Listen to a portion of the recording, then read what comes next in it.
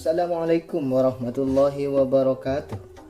Ketemu lagi dengan saya di Religius dan Akademik. Pada kesempatan kali ini kita akan membahas tentang agama dan kepercayaan di Jazirah Arabia. Manusia kapan dan dimanapun tidak pernah luput dari adanya kepercayaan. Karena itu, sementara pakar berkata, Anda boleh jadi berkunjung ke suatu masyarakat tanpa menemukan pasar ataupun bioskop. Akan tetapi, tidak mungkin Anda apabila mengunjungi suatu wilayah ataupun lokasi, Anda tidak akan menemukan lokasi atau bangunan yang diperuntukkan untuk pemenuhan kebutuhan jiwa manusia yang menyangkut kepercayaan. Semua bahasa mengenal kata yang semakna dengan kata percaya. Kata ini digunakan oleh manusia primitif hingga manusia modern. Walau manusia modern tidak lagi menggunakan kata ini sebanyak yang digunakan di masa lampau karena kemajuan ilmu pengetahuan. Kendati demikian, mereka tidak dapat melepaskan diri sepenuhnya dari sebuah kepercayaan. Mereka yang hidup di Amerika ataupun di Eropa, demikian juga di negara-negara komunis yang hendak melepaskan diri dari adanya kepercayaan terhadap agama, justru menciptakan agama-agama baru ataupun kepercayaan-kepercayaan terhadap hal-hal yang tidak dipercayai oleh para agamawan.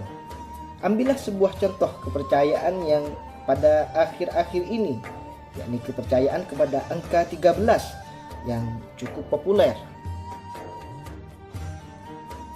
Berbicara tentang agama yang dimaksud dalam pembahasan kali ini, terlepas apakah itu dinilai oleh sebagian pakar memenuhi syarat untuk dinamai sebuah agama ataupun tidak. Adapun penggunaan kata agama sebagaimana kata ad-din yang digunakan oleh Al-Quran untuk menjelaskan sebuah kepercayaan, antara lain dalam firman Allah yang pada mulanya ditujukan kepada masyarakat jahiliyah tentang agama dan kepercayaan mereka, sebagaimana dalam surah Al-Kafirun ayat ke-6. Bagi kamu agama kamu dan bagiku adalah agamaku. Nabi-nabi sebelum Nabi Muhammad SAW. Berbicara tentang agama dan kepercayaan yang tersebar di Jazirah Arabia, yang perlu digarisbawahi adalah isyarat Al-Quran tentang adanya nabi-nabi dan rasul-rasul Allah yang pernah diutus oleh Allah ke wilayah-wilayah tertentu di daerah Jazirah Arabia.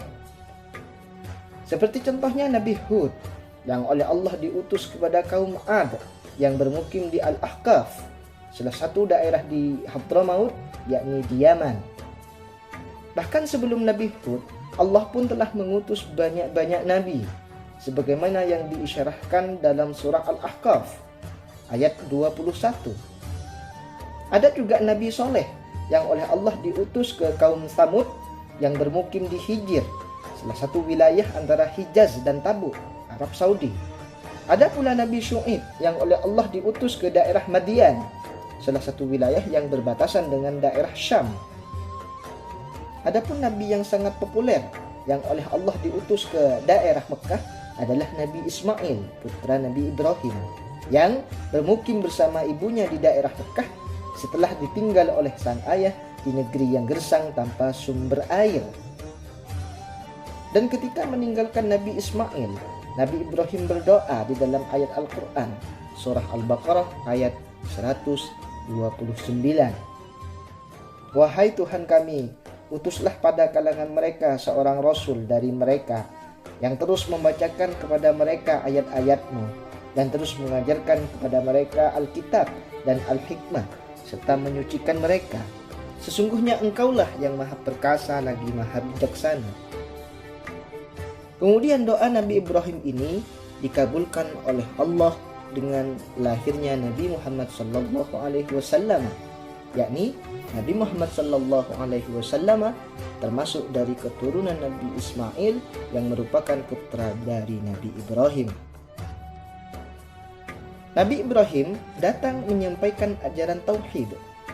dan disebarkan di tengah masyarakatnya, dan kemudian dilanjutkan oleh putra-putranya yakni Nabi Ismail dan Nabi Ishak. Allah dalam kepercayaan masyarakat jahiliyah. Masyarakat jahiliyah secara umum percaya kepada Allah sebagaimana yang diajarkan oleh Nabi Ibrahim dan Nabi Ismail. Tetapi dari masa ke masa, sedikit demi sedikit ajaran itu bergeser dan luntur, bahkan disalahpahami oleh mereka. Kendati masyarakat Arab mengagungkan Nabi Ibrahim sebagai leluhur dan pembawa ajaran, namun inti dari ajaran beliau telah mereka reduksi. Memang mereka masih tetap mengakui wujudnya Allah dan bahwa Dia adalah pencipta alam raya, tetapi berbeda dengan apa yang diajarkan oleh Nabi Ibrahim dalam substansinya dan dalam rinciannya. Karena itu, beberapa kali ayat Al-Quran menegaskan bahwa apabila mereka ditanya tentang siapa yang menciptakan langit dan bumi, mereka pastilah menjawab, yang menciptakan adalah Allah. Sebagaimana yang oleh Allah jelaskan dalam Quran surah Az-Zumar ayat 38. Jika engkau bertanya kepada mereka, siapakah yang menciptakan langit dan bumi? Niscaya mereka berkata dan menjawab, yang menciptakan langit dan bumi adalah Allah. Juga dijelaskan dalam surah Al-Ankabut ayat 61. Dan jika mereka ditanya tentang siapakah yang menurunkan hujan dan siapakah yang menciptakan mereka, mereka pun tetap menjawab bahwa yang menurunkan hujan dan menciptakan mereka adalah Allah, sebagaimana dalam surah Al-Ankabut ayat 63. Ketika mereka menyembah berhala dan mereka ditanya, mengapa kalian menyembah berhala, tidak menyembah Allah? Maka mereka berdalih dengan menjawab, Allah terlalu tinggi dan terlalu luhur bagi kami, sehingga perlu adanya perantara-perantara antara manusia dan Allah. Lalu kemudian mereka menjadikan para malaikat-malaikat sebagai perantara, dan mereka membuat patung-patung ataupun berhala-berhala untuk mereka sembah dan dijadikan Tuhan. Dan apabila mereka dikecam dan ditanya, maka mereka akan menjawab sebagaimana dalam Quran surah Az-Zumar ayat 3. Kami tidak menyembah mereka, melainkan supaya mereka bisa mendekatkan kami kepada Allah dengan sedekat-dekatnya. Dengan beberapa keterangan yang telah kami uraikan dari tadi, masyarakat Arab terutama masyarakat Mekah pada umumnya telah percaya terhadap Allah. Hanya saja mereka mempersekutukannya.